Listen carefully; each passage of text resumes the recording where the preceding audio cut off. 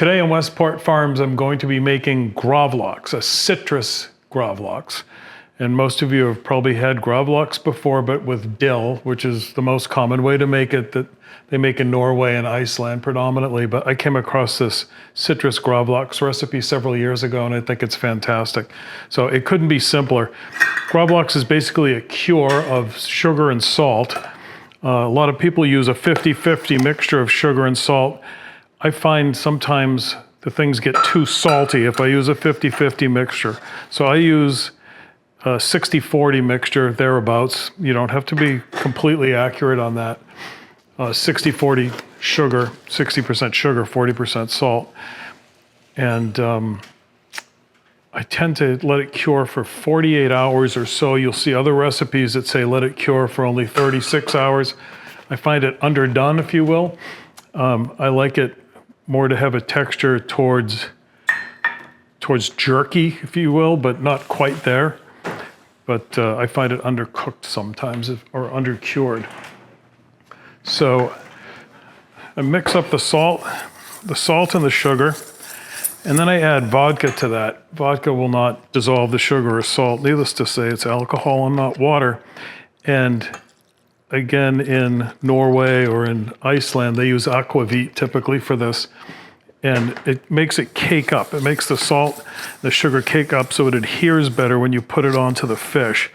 And it also adds an antibacterial component with the alcohol in it because, again, it's raw fish. So make sure you have a very fresh, very, very fresh fillet. So that's it for the mixture.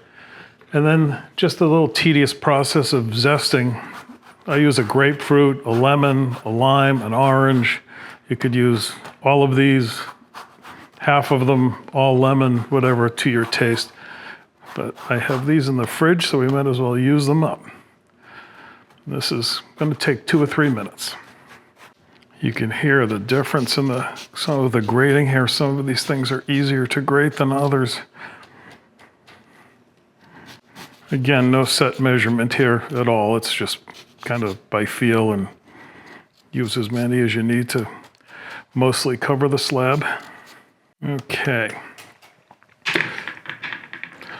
So before I cover this with the cure, after I spread the citrus out a little, I'm going to show you the final product. This is one I did 2.5 days ago, and I've already taken out of the refrigerator and rinsed off. It's just easier to show you the texture differential now before I bury this one in the salt and sugar mixture. These are identically sized slabs of salmon.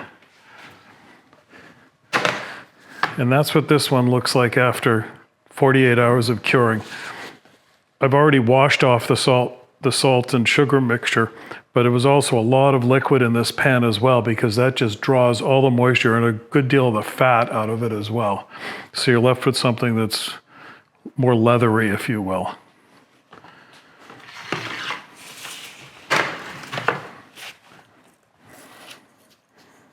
Just put the mixture over it. A little more for the thicker end of the fish. And again, just ballpark how much you need. This was 1.5 cups and a cup. Cup and a half sugar, cup of salt. So if you had more or a larger slab, you might need more.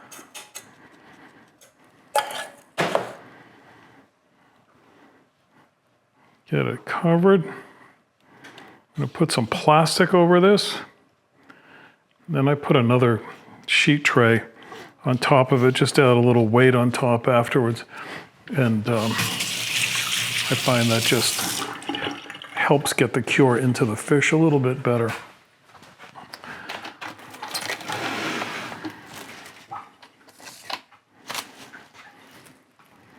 This is the end of the process. Couldn't be simpler. That goes in a tray. The tray goes on it, and I put it in the refrigerator, and it stays for 48 hours, and you've got citrus Gravlax.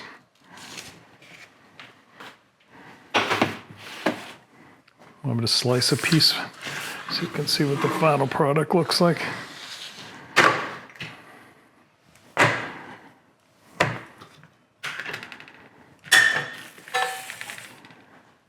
You can see it's much thinner than it was when you put the cure on initially. And you slice it just like smoked salmon.